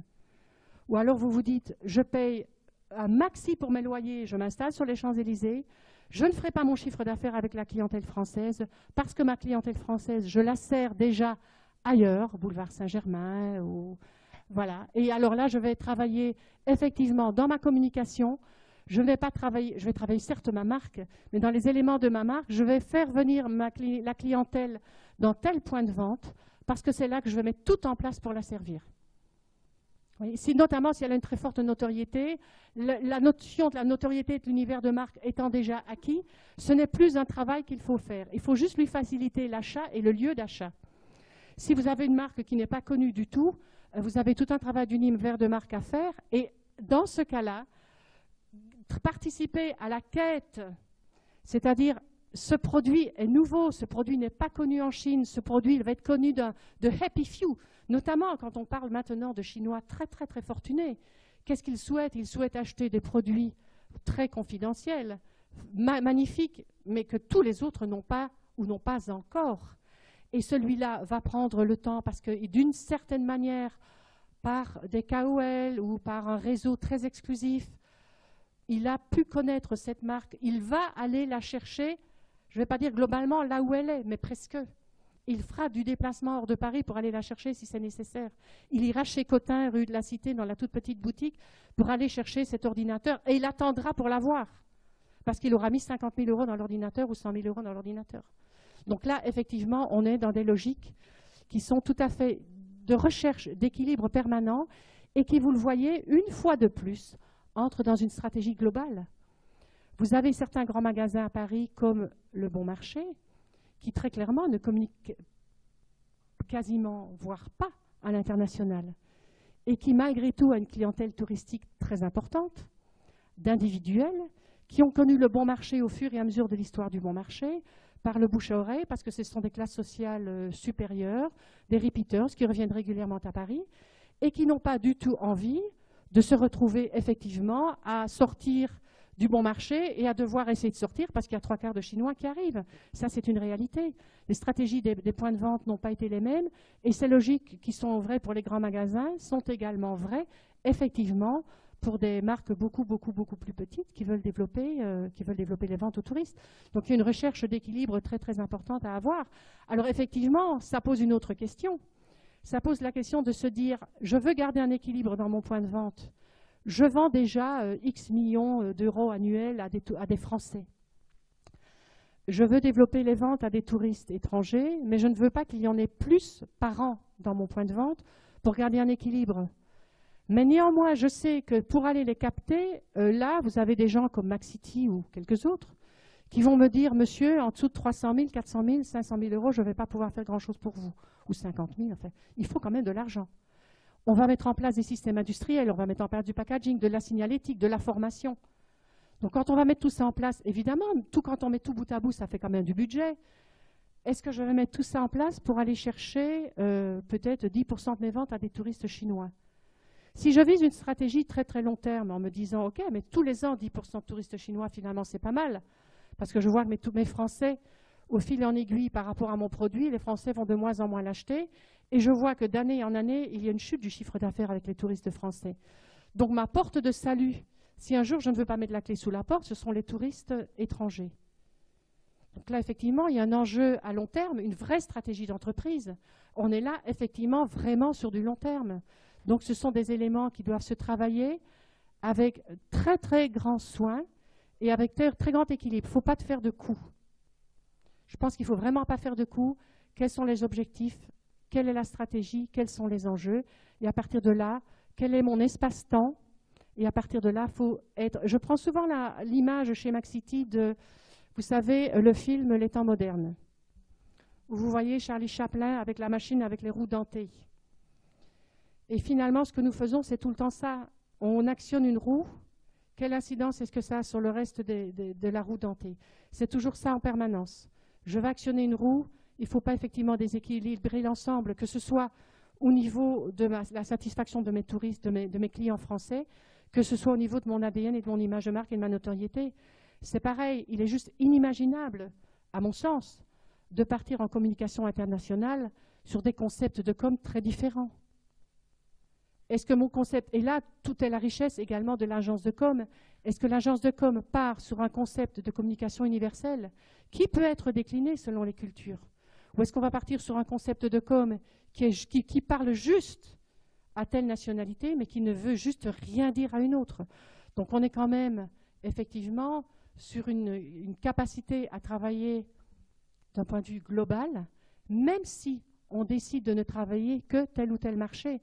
Parce que l'élément essentiel du branding, c'est la cohérence et la durée. Donc effectivement, c'est pareil, quand on travaille en concept de com et en stratégie de marque, c'est tellement difficile de construire une image de marque positive qu'on ne peut pas faire comme ça en permanence. Donc on doit avoir une ligne de conduite. Qui suis-je? Qu'est-ce que je veux dire? Comment je me positionne?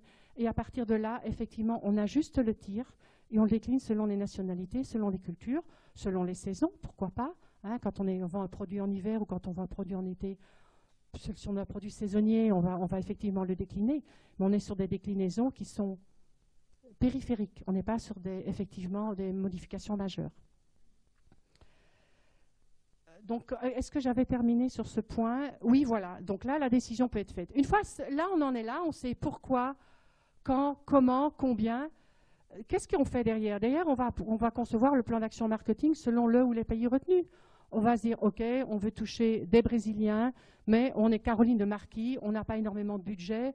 Qu'est-ce qu'on peut faire? Il est inenvisageable d'acheter des pages dans les in-flight magazines.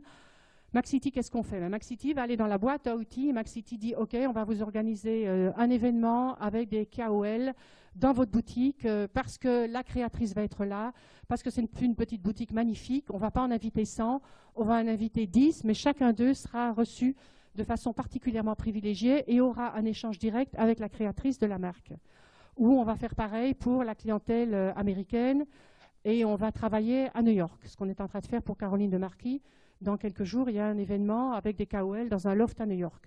Donc là, vous voyez, on n'est pas forcément sur des médias, on est sur des systèmes, on est sur des dispositifs qui ne sont absolument pas du tout traditionnels.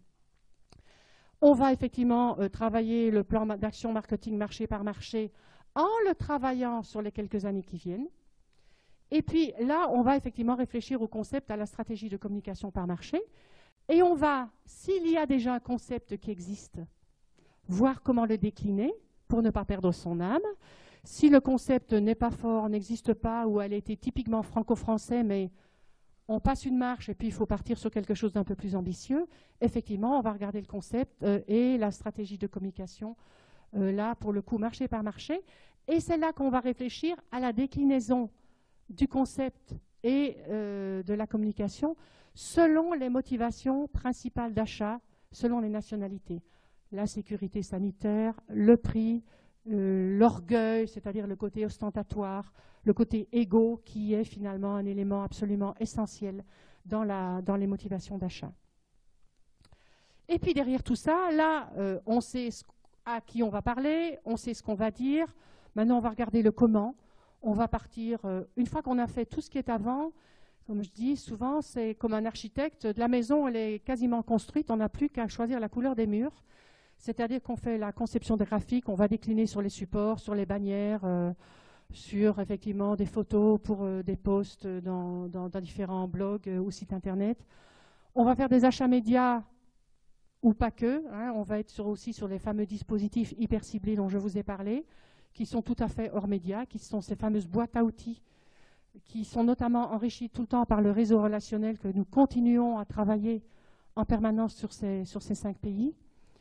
Tout le travail de coordination suivi, traçabilité et mesure de bilan, ça c'est un élément essentiel.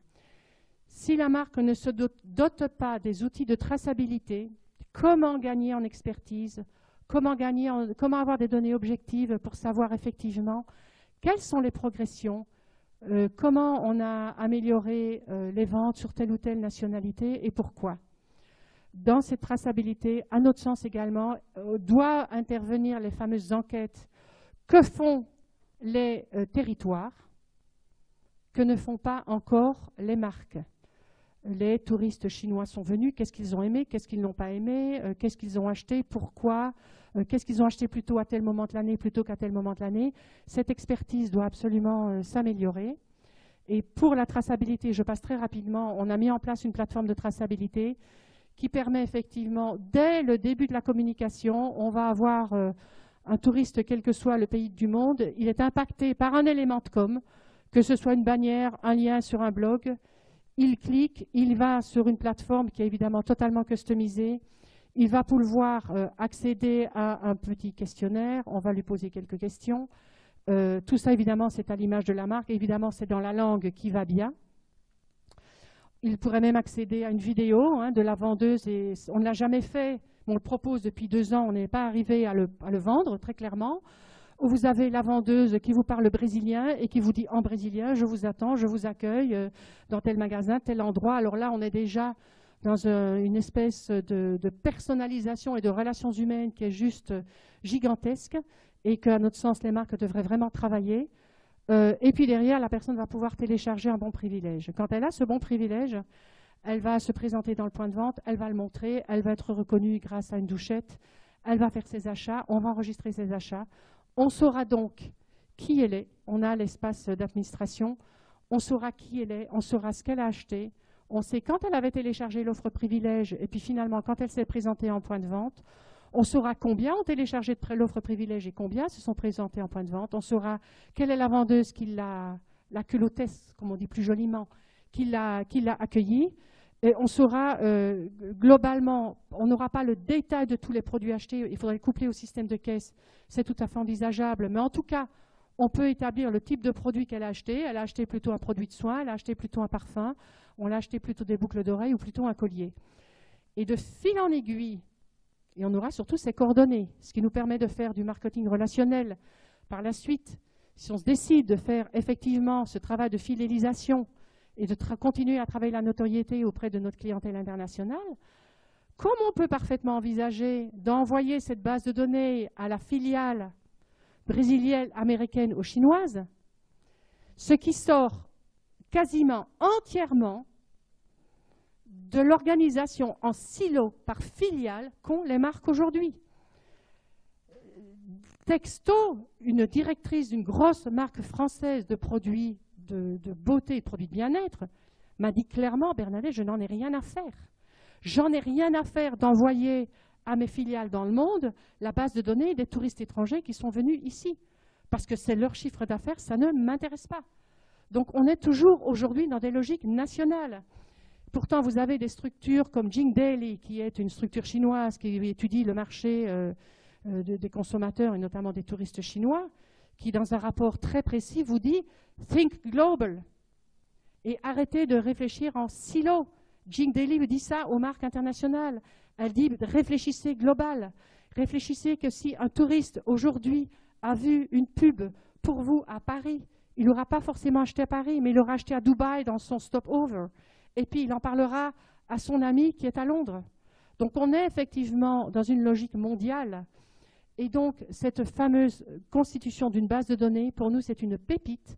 C'est une pépite qui n'est pas travaillée. Vous, Global Blue, vous le travaillez puisque vous donnez effectivement à un certain nombre de marques accès à ces effectivement, bases de données où vous reconnaissez vos... là, vous n'êtes plus dans la logique du touriste, vous êtes dans la logique du Global Shopper.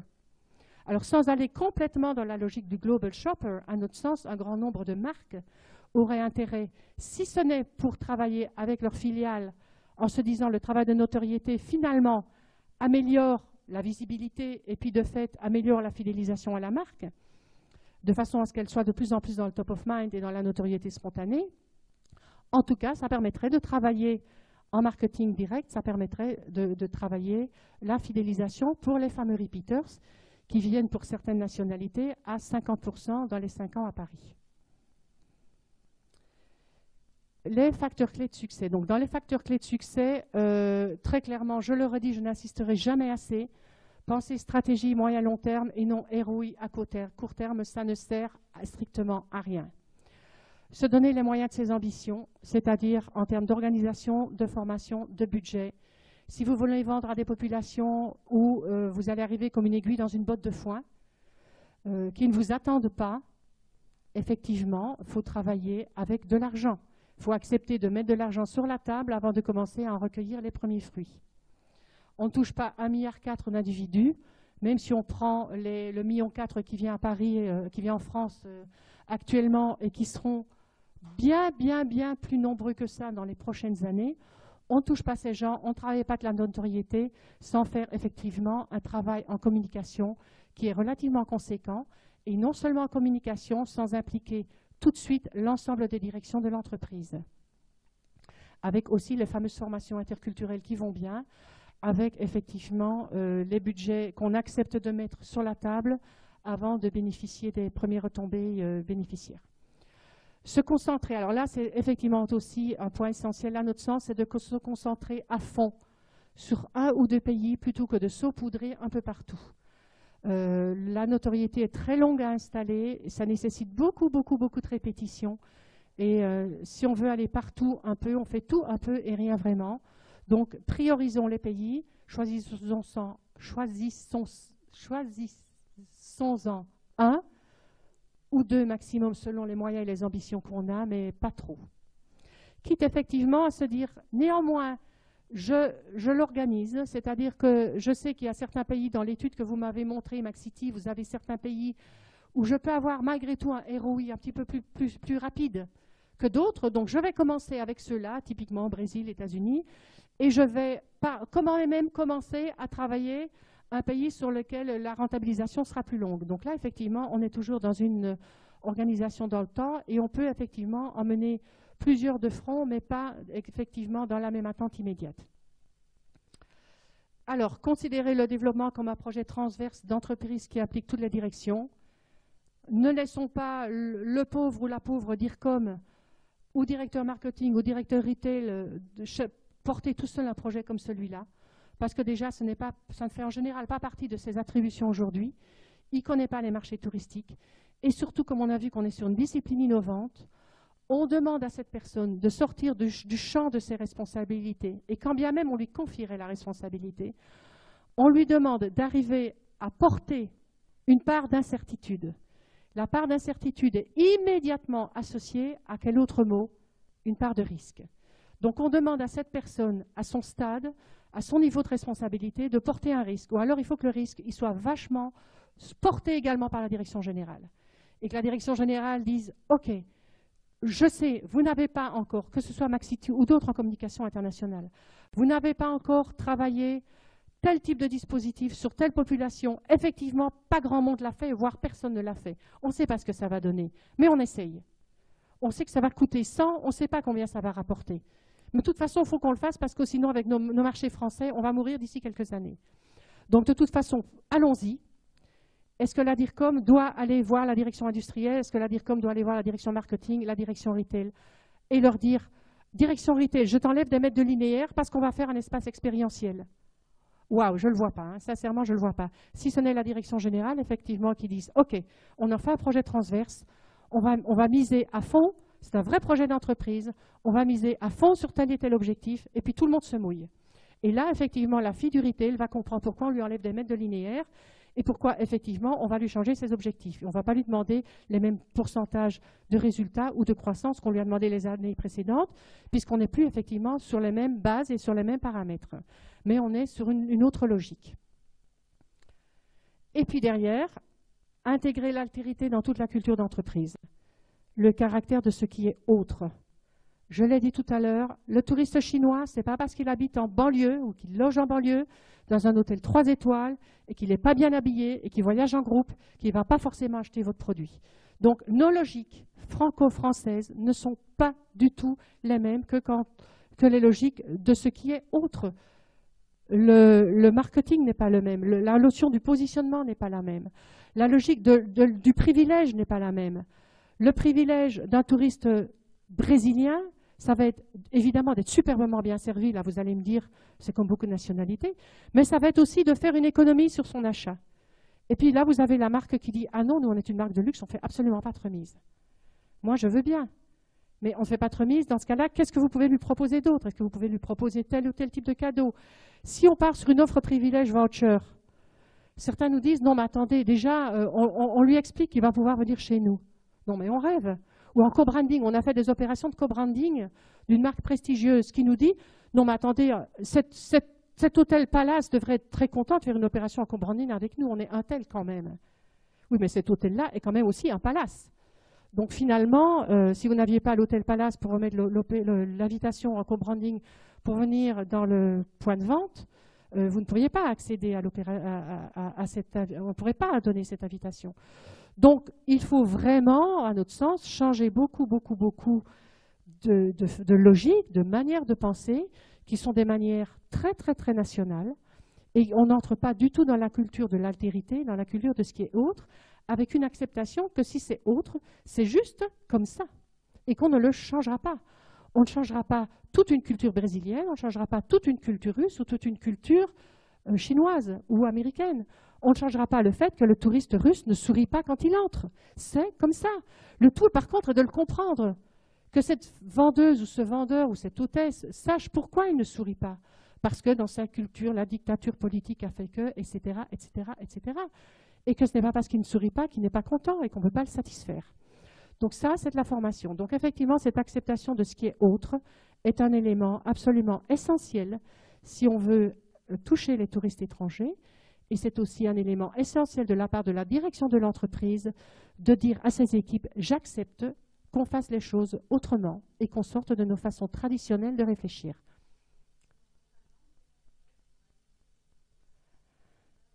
Sur les cultures, Madame demande comment dans l'agence on fait pour accueillir la connaissance en profondeur sur les cultures. C'est une veille, quasiment quand on a commencé à réfléchir à cette offre nouvelle en 2011, immédiatement, le premier travail qu'on a commencé à faire, c'était la veille.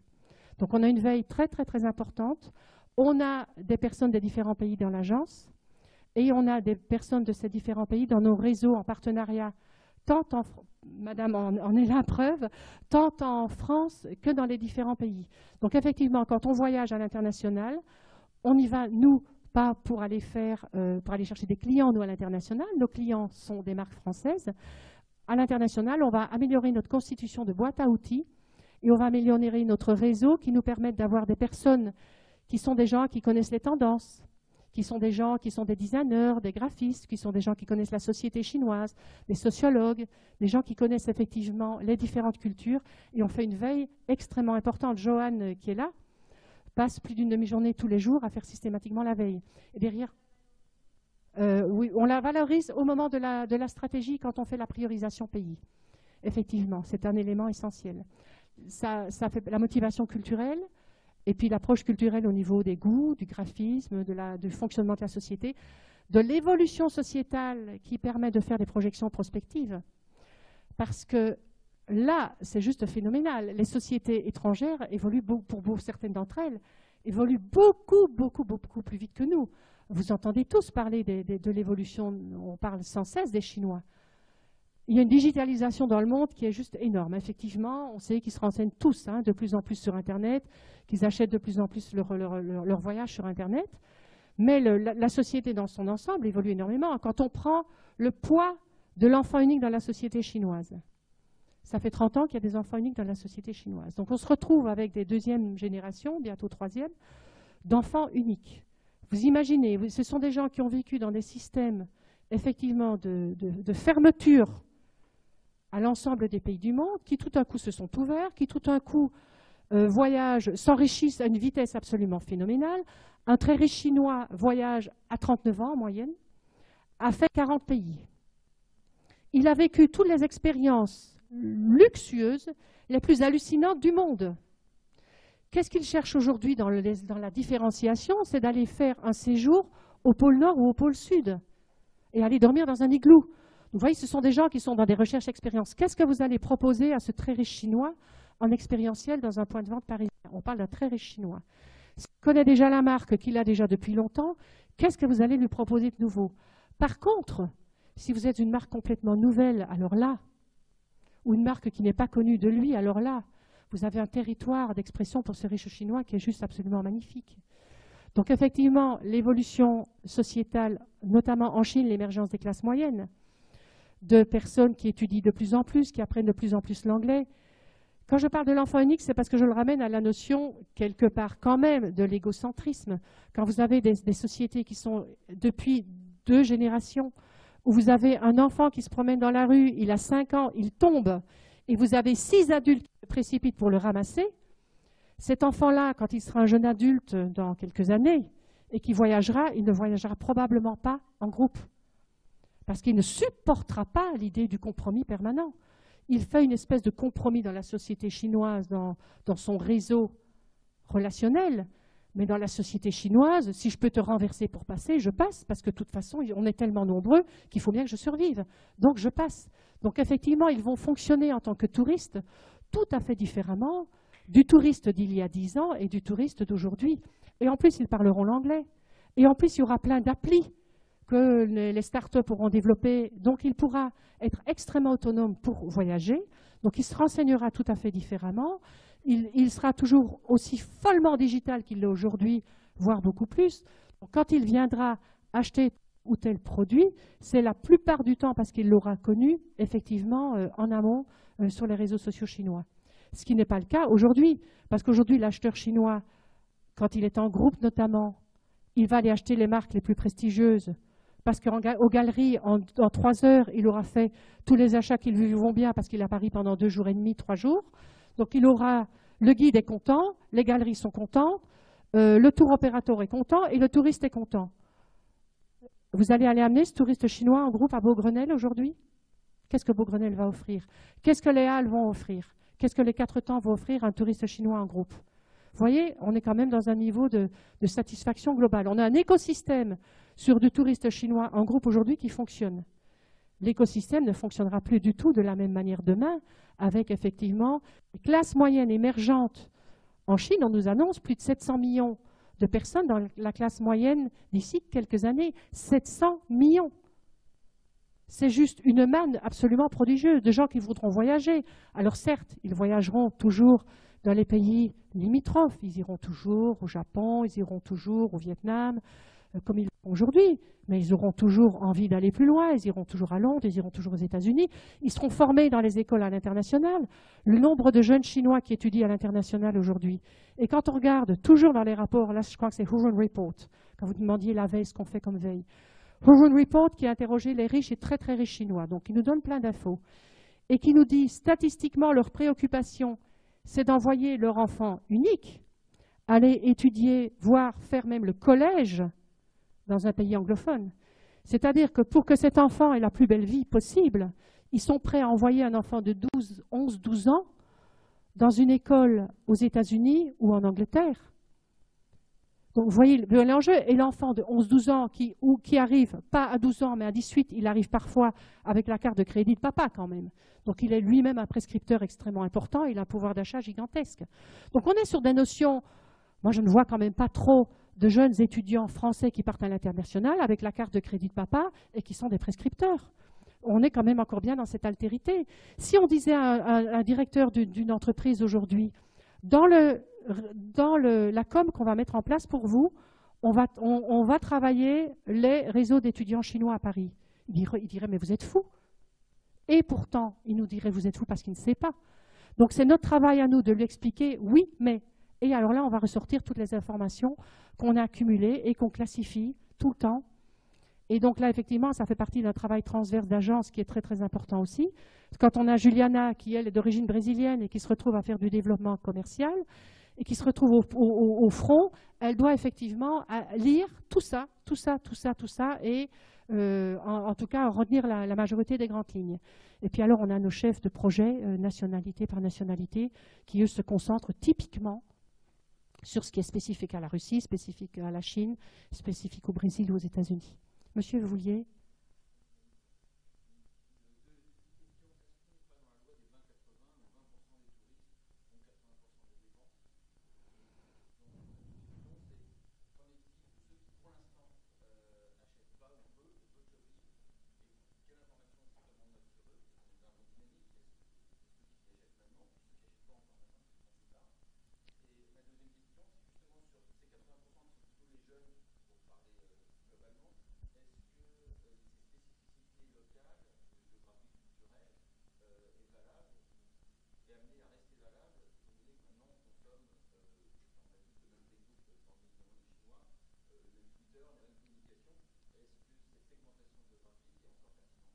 Elle va forcément évoluer de fait. Parce que la désirabilité, le besoin l'ego, l'orgueil, ce sont des notions qui vont complètement changer. On n'aura plus son orgueil sur les mêmes produits. C'est évident que quand vous aurez typiquement plus de personnes, on va reprendre la Chine par exemple, plus de personnes de Chine qui viendront à Paris. La notion de Paris en elle-même sera beaucoup moins... elle sera toujours intéressante, Paris, parce que Paris est ce qu'il est. Mais quand vous aurez le jeune fils de famille de classe moyenne qui rentrera en Chine en disant « je suis allé à Paris », ça n'aura pas la même portée que, effectivement, la fonctionnaire retraitée qui fait un voyage annuel, le voyage de sa vie à Paris et qui, dans son univers social, va dire « je suis allé à Paris » avec le prestige qui est lié. Donc ça va beaucoup, beaucoup bouger. L'offre produit va beaucoup, beaucoup bouger, d'où l'importance pour les marques, non seulement de se dire, si je veux augmenter mon chiffre d'affaires avec les touristes de tel ou tel pays aujourd'hui, je dois aussi être en veille permanente pour la faire évoluer, regarder les tendances, regarder quelles sont les marques de mon secteur d'activité qui sont allées s'implanter là-bas et qui ont fait que finalement le produit ou un produit très comparable est accessible là-bas, parce qu'on a quand même bien des marques premium qui vont également s'installer dans ces pays. La notion du 80-20, je n'en suis pas sûre. Parce que je pense quand même que quand un touriste fait plus ou moins le voyage de sa vie, il a aussi prévu d'acheter tel ou tel type de produit pour plusieurs raisons. parce notamment on parle par exemple de marques de prêt-à-porter en Russie. On sait qu'il y a des femmes russes qui viennent quand même acheter telle ou telle marque, alors qu'elles l'ont dans les plus beaux centres commerciaux à Moscou. Elles viennent l'acheter parce qu'elles disent qu'elles n'ont pas, par exemple, tous les modèles. Donc, quelle va être... Et là, la notion de la formation est très importante. Et quand je parle de formation, ce n'est pas forcément la formation interculturelle. C'est aussi la connaissance du marché.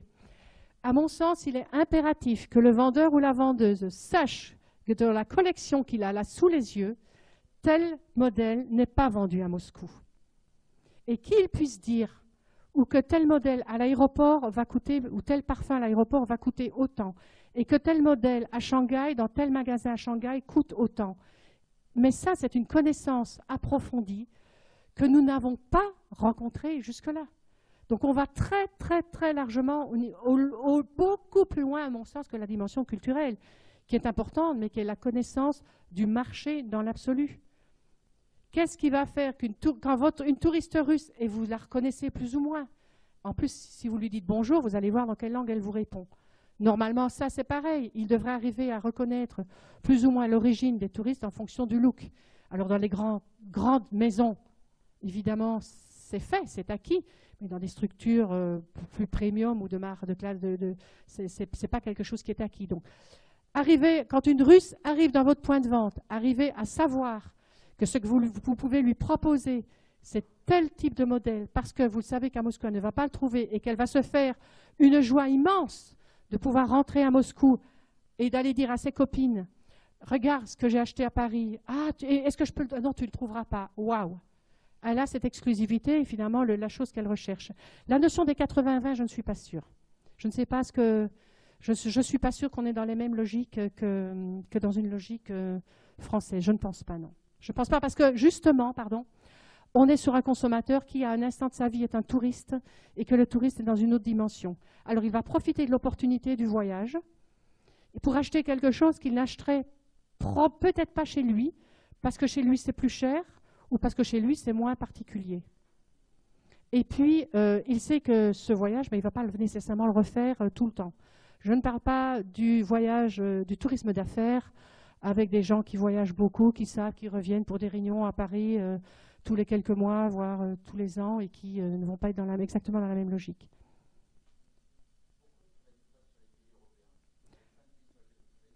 Oui, excellente question. Alors, vous savez, au début, qu'on a réfléchi au développement de l'offre, on ne savait pas. Donc, on a commencé aussi à regarder les pays européens. Et puis, il y a une raison finalement extrêmement simple.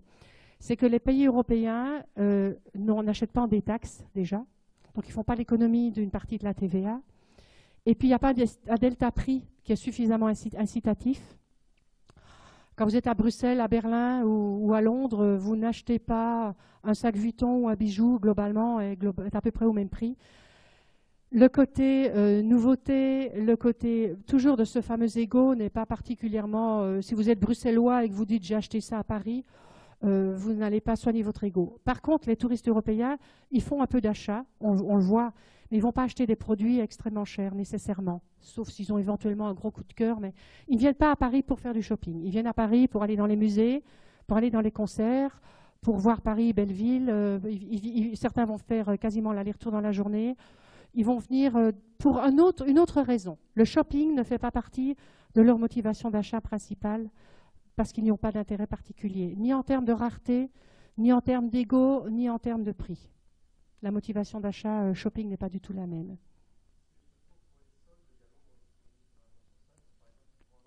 Oui, effectivement, oui. Alors, mais le fait est qu'on a des clients sur lesquels on travaille la communication sur les Royaumes-Unis, et là, on est en train de travailler sur un client sur la communication en Allemagne et en Italie. Mais très sincèrement, la boîte à outils à développer et l'enjeu pour nous économiques est tellement plus important sur des populations et l'évolution sociétale est à ce point gigantesque par rapport à une évolution sociétale allemande ou italienne ou belge n'est pas du tout la même. Ce sont des marchés beaucoup plus matures. Donc, si vous voulez, pour nous, l'effort à faire pour constituer des boîtes à outils extrêmement pointues, extrêmement innovantes, extrêmement inhabituelles pour aller toucher un touriste belge, allemand, hollandais ou anglais, Ça va être un delta d'effort par rapport à l'efficacité qu'on va avoir et à la rentabilisation surtout qu'on va nous en avoir qui ne vaut juste pas la peine. Alors on va aller sur de l'achat média, oui effectivement, traditionnel, enfin traditionnel en ligne, hein, mais qui sont les grands sites internet classiques liés au voyage, à l'hôtellerie, mais on ne va pas être sur des constitutions de boîtes à outils. Ce qu'on voit, on a parmi de très grands opérateurs de shopping, mais liés au tourisme, on a des demandes. On a des demandes certains nous disent, nous faisons beaucoup de choses, mais ce que nous n'avons pas réussi à faire, par exemple, c'est travailler de façon très pointue quelques KOL. Parce qu'on va avec Atout France dans tous les pays du monde, parce qu'on communique déjà beaucoup, parce qu'on voyage beaucoup, parce qu'on fait venir les guides, parce qu'on rémunère les guides, parce qu'on va voir les Théo, parce qu'on fait des éductours. Enfin, il y a plein de choses gigantesques qui sont faites depuis très longtemps. Donc, effectivement, là, on est sur des petits épiphénomènes, et ces petits épiphénomènes qui sont importants quand on les met bout à bout, quand vous avez quand même un point de shopping important qui vous dit « moi, j'ai des KOL, je ne suis pas arrivé à faire quoi que ce soit ». Pour nous, c'est quelque chose d'important. Mais si on devait le faire de façon très anecdotique pour attirer des Allemands ou des Hollandais, sincèrement, ça ne vaudrait pas la peine. Donc, c'est pour ça qu'on ne le fait pas. Et c'est pour ça que, petite équipe, hein, on est une quinzaine, on ne peut pas non plus, de la même manière qu'on dit « concentrez-vous sur certains pays », nous ne pouvons pas non plus saupoudrer partout et faire tout un peu et rien vraiment. On préfère se dire, on est de plus en plus pointu, on est parti de 0 en 2011 et on travaille comme des fous. Et on est de plus en plus pointu sur ces 5 pays-là. On nous demande l'Angleterre, ok, on nous demande l'Allemagne, ok. En plus, on parle l'allemand dans l'agence, on parle évidemment très bien l'anglais dans l'agence, on parle l'italien dans l'agence, donc oui, on peut intervenir. Mais ça ne doit pas être le cœur, c'est du service complémentaire, mais ça ne va pas être le cœur de notre stratégie, très clairement. Voilà, et alors le point hein, dans les facteurs clés de succès, c'est expérimenter pour progresser. Discipline nouvelle, il faut oser, il faut essayer. Et puis, ce n'est que comme ça qu'on peut progresser. On y ajoute un point, à notre sens, qui est extrêmement important, et c'est pareil. Il y avait Patrick Daubigna, est venu ici il y a quelques semaines, il a parlé de l'expérientiel à l'émotionnel. Et ça, c'est effectivement un élément absolument essentiel. Si on veut créer de la fidélisation à la marque, si on veut impacter durablement, si on veut sortir du lot, si on veut se faire remarquer, si on veut créer la fidélisation, il faut aussi créer de l'expérientiel, il faut faire expérimenter pour vendre. C'est-à-dire qu'il faut développer fortement le storytelling, il faut développer les univers sensoriels, il faut développer les ateliers culturels parce qu'on apprend bien finalement que ce qu'on vit, on retient beaucoup mieux l'expérience et l'impression qu'on a de quelque chose que ce qu'on a vu. Quand vous voyagez, est-ce que vous pouvez nous décrire parfaitement un paysage ou est-ce que vous êtes beaucoup plus à même de nous décrire les impressions que ce paysage vous a fait? C'est exactement la même chose. Donc, si on est d'accord dans un point de vente de consacrer quelques mètres de linéaire pour créer un atelier, pour développer un univers sensoriel, pour créer un photocall, pour créer une rencontre avec quelqu'un, là, effectivement, on va développer de l'attachement à la marque, on va développer du bouche à oreille, on va développer du travail sur les réseaux sociaux. Quand on est agréablement surpris, on le fait savoir. Et là, c'est une histoire photo vécue exactement également. C'est un Chinois qui est en train de faire des bijoux. Alors là, effectivement, je pense qu'on est de nouveau hors de nos carcans culturels français. Ce Chinois, il a été invité par une femme qui fait des bijoux à essayer de faire lui-même un bijou. Donc, il fait lui-même un bijou. Pendant qu'il est en train de faire son bijou, il a son téléphone, et nous avions une Chinoise avec nous qui écoutait ce qu'il racontait. Il est en train de dire « je m'amuse ». Donc, effectivement, imaginons des points de vente en France où on puisse permettre à des touristes, selon la culture sur laquelle on a misé, de les accompagner avec un atelier, avec une découverte. Là, c'est pareil. Nous avons rencontré des marques qui nous disent « je veux faire venir des groupes de Chinois ». Qu'est-ce que vous allez leur proposer de particulier? Rien. Ils ont dit « vous croyez que c'est facile ?» Oui, il suffit d'aller voir les Théo. Et qu'est-ce que vous allez proposer aux Théo? Ah, je ne sais pas. Donc effectivement, on considère trop le touriste comme une carte de crédit qu'on va pouvoir rentabiliser immédiatement, mais qu'est-ce qu'on a à lui offrir en contrepartie? Alors qu'en fait, en contrepartie, un grand nombre de marques ont beaucoup de choses à offrir si elles prennent le temps de le développer, de le soigner et de se dire « je consacre quelques mètres de linéaire, certes, mais finalement, ce touriste va faire partie de mon meilleur ambassadeur, ce touriste va pouvoir aller parler de moi et ce touriste va pousser mes amis, ma famille à venir également dans le point de vente quand eux viendront à Paris ou quand je m'implanterai moi-même dans le pays en question. » On va conclure. Qu'est-ce qu'on peut dire? On peut dire que là, ce n'est une surprise, on fait court. Les richesses du monde sont durablement redistribuées. Donc effectivement, le pouvoir d'achat, il est beaucoup plus dans d'autres grands pays du monde qu'il ne l'est ici, et l'évolution de son pouvoir d'achat, de la même manière, va continuer dans ces autres pays du monde. L'émergence des classes moyennes, ça va continuer beaucoup, beaucoup plus que dans nos sociétés européennes. Les touristes étrangers à Paris, parce qu'on parle de Paris, constituent toujours durablement de forts potentiels de croissance, parce qu'eux-mêmes, cette classe moyenne, évolue dans les différents pays, que ces gens ont toujours envie de venir à Paris, et qu'effectivement, Paris et la France font tout ce qu'ils peuvent pour effectivement attirer un maximum de touristes, puisqu'on boucle la boucle, on a bien vu que c'était du produit intérieur brut, et qu'effectivement, ça pouvait permettre à la France de développer effectivement ses ressources. Ces marchés sont réellement accessibles à un grand nombre de marques, même à de petites marques, qu'elles y aillent tranquillement, qu'elles y aillent doucement, mais qu'elles y aillent de manière stratégique, qu'elles se disent je vise la durée, qui suis-je, quel est mon storytelling, comment je le décline, comment je communique tranquillement, sans attendre de retour immédiat, parce que je n'ai pas forcément énormément d'argent, mais je vais travailler dans la durée. Donc effectivement, les marchés sont accessibles à de très nombreuses marques. Alors là, très clairement aussi, c'est qu'on ne développe pas des marchés nouveaux avec des méthodes traditionnelles. Très clairement, si on nous dit on veut toucher des touristes jeunes, chinois, hyper digitalisés, en achetant des pages dans Vogue ou dans Figaro ou dans Elle, moi je veux bien, mais je ne vois pas comment on va réussir.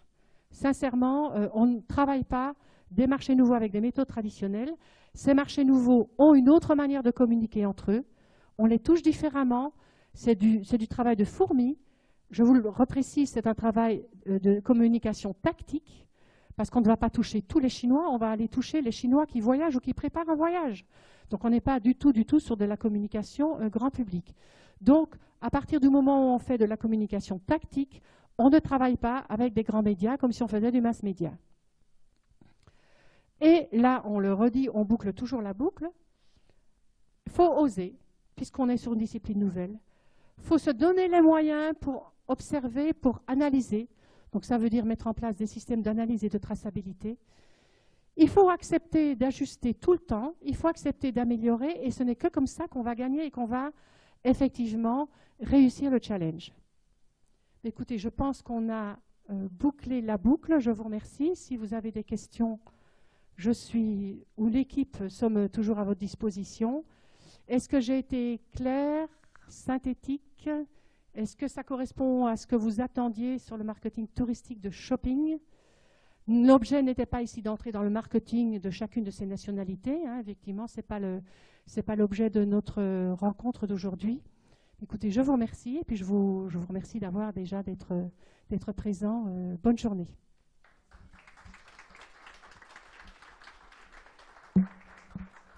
Alors dans l'équipe, nous avons Juliana, Aureliana, Joanne. Joanne s'occupe particulièrement du marché américain, Aureliana du marché brésilien et directrice de la stratégie média, et Juliana est d'origine brésilienne également et est responsable du développement commercial.